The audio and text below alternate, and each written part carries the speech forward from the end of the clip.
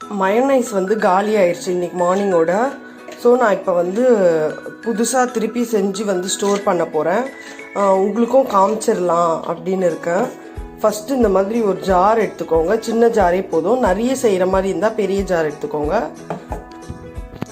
2 முட்டை வந்து நான் உடச்சி ஊற்றிருக்கேன். இப்போ வந்து இதை நல்லா ஒரு 5 மினிட்ஸ்க்கு வந்து நம்ம மிக்சியில் வந்து நம்ம அரைச்சிட்டே இருக்கலாம். மினிட்ஸ் நல்லா அரைச்சிட்டேன். முட்டை பாருங்கள் இந்த மாதிரி வந்திருக்கு. இதில் வந்து நம்ம ஒரு 1/4 டேபிள் ஸ்பூன் வந்து உப்பு ஆட் பண்ண போகிறோம். ஒரு 1/2 டேபிள் ஸ்பூன் வந்து சுகர் ஆட் பண்ண போகிறோம். என்கிட்ட ஒயிட் சுகர் இல்லை, அதனால் நான் ப்ரௌன் சுகர் ஆட் பண்ணிக்கிறேன். உங்ககிட்ட ஒயிட் சுகர் இருந்தால் ஒயிட் சுகர் ஆட் பண்ணிக்கோங்க. திருப்பி இதை வந்து ஒரு 2 மினிட்ஸ் பிளெண்ட் பண்ண போகிறோம். 2 முட்டைக்கு வந்து இந்த மாதிரி 1 டம்ளர் எண்ணெய் எடுத்துக்கோங்க. நார்மல் எண்ணெயே போதும். சமைக்கிற எண்ணெய், கோல்டு வின்னர், சன்ஃப்ளவர் அந்த மாதிரி. நீங்கள் நல்லெண்ணெய்லாம் எடுத்திங்கன்னா நமக்கு அந்த ஸ்மெல் வந்து பிடிக்காது, சாப்பிட முடியாது. ஸோ நார்மல் எண்ணெய் எடுத்துக்கோங்க.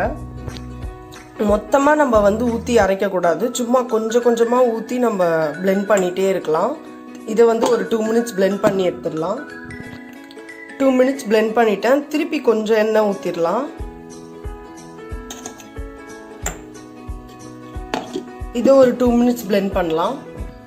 2 மினிட்ஸ் அரைச்சி எடுத்துட்டேன். இங்கே பாருங்கள், இப்போவே கொஞ்சம் திக்கான மாதிரி இருக்குது. நமக்கு இந்த ஃபுல் எண்ணெயும் நம்ம இதே மாதிரி கொஞ்சம் கொஞ்சமாக ஆட் பண்ணி ஒரு 2 மினிட்ஸ் நம்ம பிளெண்ட் பண்ணிகிட்டே இருந்தோம்னா நல்லா திக்காயிடும். நான் பண்ணிட்டு எப்படி இருக்குன்றத காட்டுறேன்.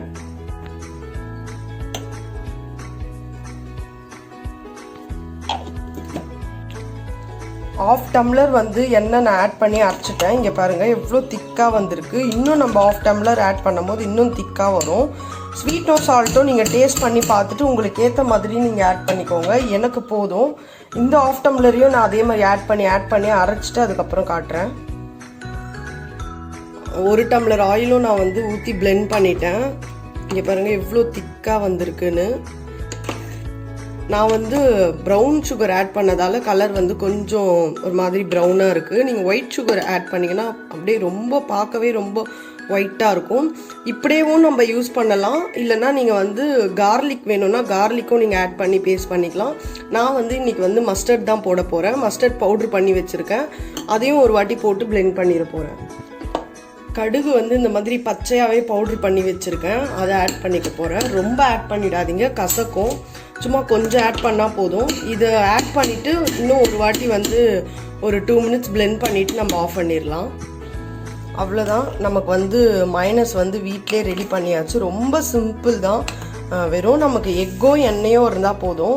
சுகர் சால்ட்டு ஆஸ் யூஷுவல் எல்லா ஃபுட்லேயும் ஆட் பண்ணுற மாதிரி நம்ம ஆட் பண்ணிக்க வேண்டிதான்.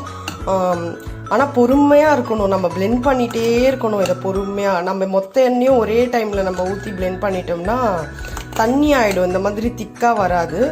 1 வீக் வரைக்கும் நம்ம இதை வந்து ஸ்டோர் பண்ணிக்கலாம். ஃப்ரிட்ஜில் இந்த மாதிரி ஒரு கண்டெய்னரில் போட்டு நீங்கள் ஃப்ரிட்ஜில் வந்து 1 வீக் வரைக்கும் ஸ்டோர் பண்ணிக்கலாம். நான் வந்து 1 வீக் ஒன்ஸ் நான் வந்து அரைச்சி ஸ்டோர் பண்ணிப்பேன்.